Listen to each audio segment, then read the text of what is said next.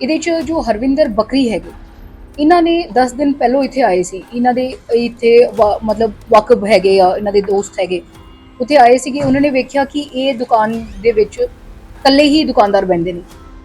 ਇਹਨਾਂ ਨੂੰ ਲੱਗਿਆ ਕਿ ਇਹਦੇ ਇੱਥੇ ਕੰਮ ਕਰਨਾ ਆਸਾਨ ਹੋਊਗਾ। तो फिर उन्होंने 10 दिन पहले वेख्या सी, जो वैसे वो आए सीगे, वो आया सीगा इत्थे मत्था टेकन नूं उन्हां दे कहण दे मुताबिक, और उहदे दोस्त भी हैगे आ, उन्हां नूं मिलण आया सी। जदों उन्होंने वेख्या कि दुकान दे विच कल्ले बैठे ने, तो ये आसान हो सकदा इत्थों दी वारदात करना, तो तां करके ये इत्थे आके इन्हां ने 17 तरीक नूं कीता सी।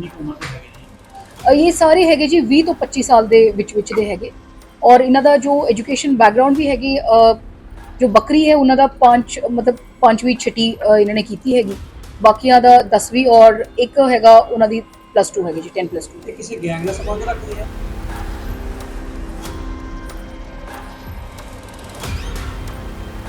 ਉਹਦੇ ਵਿੱਚ ਜੀ ਜਦੋਂ ਤੁਸੀਂ ਰਿਕਵਰੀ ਵੇਖੋਗੇ, ਉਹਦੇ 'ਚ ਸਾਰੇ ਸਮਾਨ ਇੱਦਾਂ ਹੈਗੇ ਜੋ ਇਹਨਾਂ ਨੇ ਜੋ ਪਿੰਕ ਪੇਪਰ ਦੇ ਵਿੱਚ ਜਿਵੇਂ ਜੁਐਲਰੀ ਸਟੋਰ 'ਚ ਰੱਖਿਆ ਹੁੰਦੇ, ਵੈਸੇ ਹੀ ਰੱਖਿਆ ਸੀ।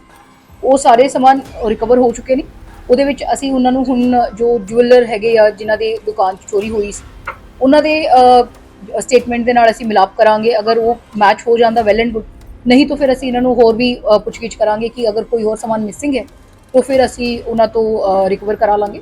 ਜੋ ਤੁਹਾਡੀ ਪੁਆਇੰਟ ਹੈਗੀ, ਅਗਰ ਇਹਨਾਂ ਨੇ ਕਿਸੇ ਜੁਐਲਰ ਦੇ ਕੋਲ ਜਾਣਾ ਸੀ, ਵੇਚਣਾ ਸੀ ਚੋਰੀ ਦਾ ਮਾਲ ਵਗੈਰਾ, ਉਹਨਾਂ ਨੂੰ ਵੀ ਅਸੀਂ ਇਹਦੇ ਕੇਸ ਦੇ ਵਿੱਚ ਸ਼ਾਮਿਲ ਕਰਾਂਗੇ।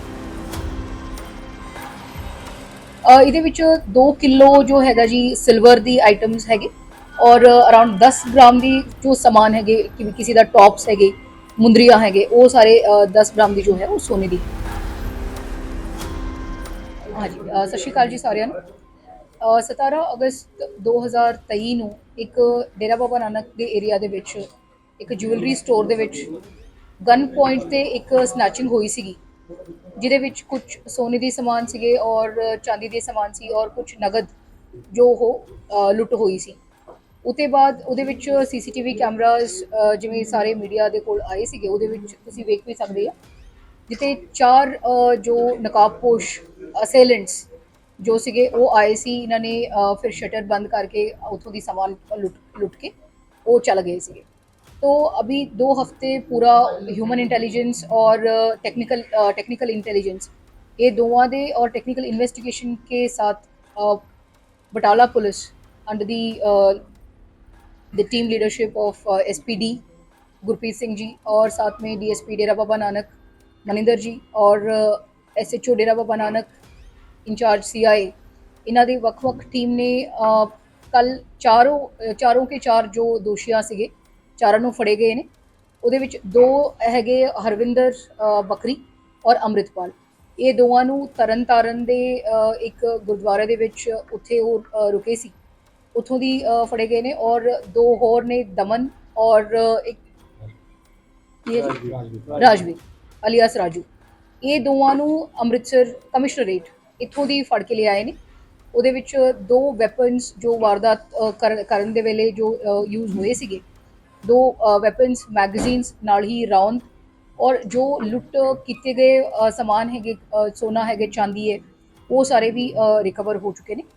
तो ये इन्हों की बैकग्राउंड ये है जी, एक जो राजवीर है उन्होंने ऑलरेडी उन्होंने उत्ते परचे है, 3 लुटखोआं के परचे है। वो अमृतसर दिहाती और अमृतसर कमिश्नरेट उत्थे दी परचे है। और जो अमृतपाल है उहदे उत्ते भी एक जो है 379 का परचा है।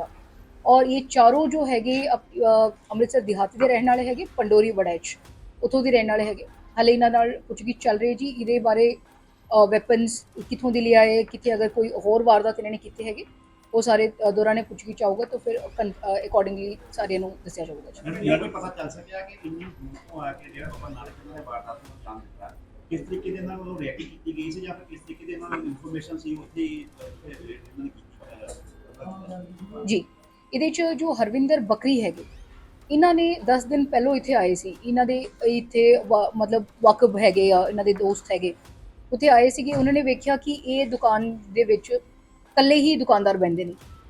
ਇਹਨਾਂ ਨੂੰ ਲੱਗਿਆ ਕਿ ਇਹਦੇ ਇੱਥੇ ਕੰਮ ਕਰਨਾ ਆਸਾਨ ਹੋਊਗਾ, ਤਾਂ ਫਿਰ ਉਹਨਾਂ ਨੇ 10 ਦਿਨ ਪਹਿਲੇ ਵੇਖਿਆ ਸੀ। ਜੋ ਵੈਸੇ ਉਹ ਆਏ ਸੀਗੇ, ਉਹ ਆਇਆ ਸੀਗਾ ਇੱਥੇ ਮੱਥਾ ਟੇਕਣ ਨੂੰ ਉਹਨਾਂ ਦੇ ਕਹਿਣ ਦੇ ਮੁਤਾਬਿਕ, और ਉਹਦੇ ਦੋਸਤ ਵੀ ਹੈਗੇ ਆ, ਉਹਨਾਂ ਨੂੰ ਮਿਲਣ ਆਇਆ ਸੀ। ਜਦੋਂ ਉਹਨਾਂ ਨੇ ਵੇਖਿਆ ਕਿ ਦੁਕਾਨ ਦੇ ਵਿੱਚ ਇਕੱਲੇ ਬੈਠੇ ਨੇ, तो ये आसान हो सकता है इतों की वारदात करना, तो ਤਾਂ ਕਰਕੇ ਇਹ ਇੱਥੇ ਆ ਕੇ ਇਹਨਾਂ ਨੇ 17 ਤਰੀਕ ਨੂੰ ਕੀਤਾ ਸੀ। ਕਿੰਨੀ ਕੁ ਉਮਰ ਦੇ ਹੈਗੇ ਜੀ? ਇਹ ਸਾਰੇ ਹੈਗੇ ਜੀ 20 ਤੋਂ 25 ਸਾਲ ਦੇ ਵਿੱਚ ਦੇ ਹੈਗੇ, ਔਰ ਇਹਨਾਂ ਦਾ ਜੋ ਐਜੂਕੇਸ਼ਨ ਬੈਕਗ੍ਰਾਉਂਡ ਵੀ ਹੈਗੀ, ਜੋ ਬੱਕਰੀ ਹੈ ਉਹਨਾਂ ਦਾ ਮਤਲਬ ਪੰਜਵੀਂ ਛਟੀ ਇਹਨਾਂ ਨੇ ਕੀਤੀ ਹੈਗੀ, ਬਾਕੀਆਂ ਦਾ 10ਵੀਂ, ਔਰ ਇੱਕ ਹੈਗਾ ਉਹਨਾਂ ਦੀ +2 ਹੈਗੀ ਜੀ, 10+2। ਤੇ ਕਿਸੇ ਗੈਂਗ ਨਾਲ ਸੰਬੰਧ ਰੱਖਦੇ ਆ? ਨਹੀਂ ਜੀ, ਕੋਈ ਗੈਂਗ ਦਾ ਹਾਲ ਤੱਕ ਕੋਈ ਸਾਹਮਣੇ ਚੀਜ਼ ਨਹੀਂ ਆਈ। ਮੈਡਮ ਇਹਨਾਂ ਨੇ ਇੰਨਾ ਸਮਾਨ ਚੋਰੀ ਕੀਤਾ, ਕਿਸੇ ਨਾ ਕਿਸੇ ਨਾਲ ਸੈਟਿੰਗ ਹੋਈ ਹੋਏਗੀ ਜਿੱਥੇ ਤੱਕ ਵੇਚਣਾ ਸੀ ਉਹਨਾਂ ਨੇ।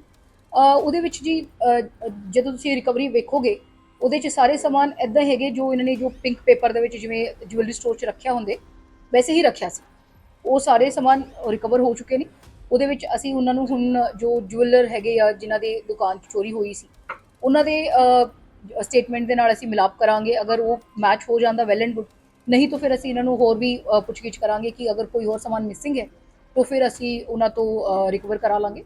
ਜੋ ਤੁਹਾਡੀ ਪੁਆਇੰਟ ਹੈਗੀ, ਅਗਰ ਇਹਨਾਂ ਨੇ ਕਿਸੇ ਜੁਐਲਰ ਦੇ ਕੋਲ ਜਾਣਾ ਸੀ, ਵੇਚਣਾ ਸੀ ਚੋਰੀ ਦਾ ਮਾਲ ਵਗੈਰਾ, ਉਹਨਾਂ ਨੂੰ ਵੀ ਅਸੀਂ ਇਹਦੇ ਕੇਸ ਦੇ ਵਿੱਚੋਂ ਸ਼ਾਮਿਲ ਕਰਾਂਗੇ ਅਗਰ ਇਹ ਕੋਈ ਗੱਲ ਹੈ। ਸੋਨਾ ਤਕਰੀਬਨ ਬਰਾਮਦ ਹੋਇਆ। ਇਹਦੇ ਵਿੱਚ 2 ਕਿਲੋ ਜੋ ਹੈਗਾ ਜੀ ਸਿਲਵਰ ਦੀ ਆਈਟਮਸ ਹੈਗੇ, ਔਰ ਅਰਾਊਂਡ 10 ਗ੍ਰਾਮ ਦੀ ਜੋ ਸਮਾਨ ਹੈਗੇ, ਕਿਸੇ ਦਾ ਟੌਪਸ ਹੈਗੇ, ਮੁੰਦਰੀਆਂ ਹੈਗੇ, ਉਹ ਸਾਰੇ 10 ਗ੍ਰਾਮ ਦੀ ਜੋ ਹੈ ਉਹ ਸੋਨੇ ਦੀ ਹੈਗੀ। ਮੈਂ ਇੱਕ ਦੇਖਿਆ ਗਿਆ ਲੁੱਟਾਂ ਖੋਹਾਂ 'ਚ ਜ਼ਿਆਦਾ ਨਕਾਬਪੋਸ਼ ਹੁੰਦੇ ਆ, ਵਿਦਆਊਟ ਨੰਬਰ ਉਹਨਾਂ ਕੋਲ ਮੋਟਰਸਾਈਕਲ ਹੁੰਦੀ ਹੈ ਜੀ।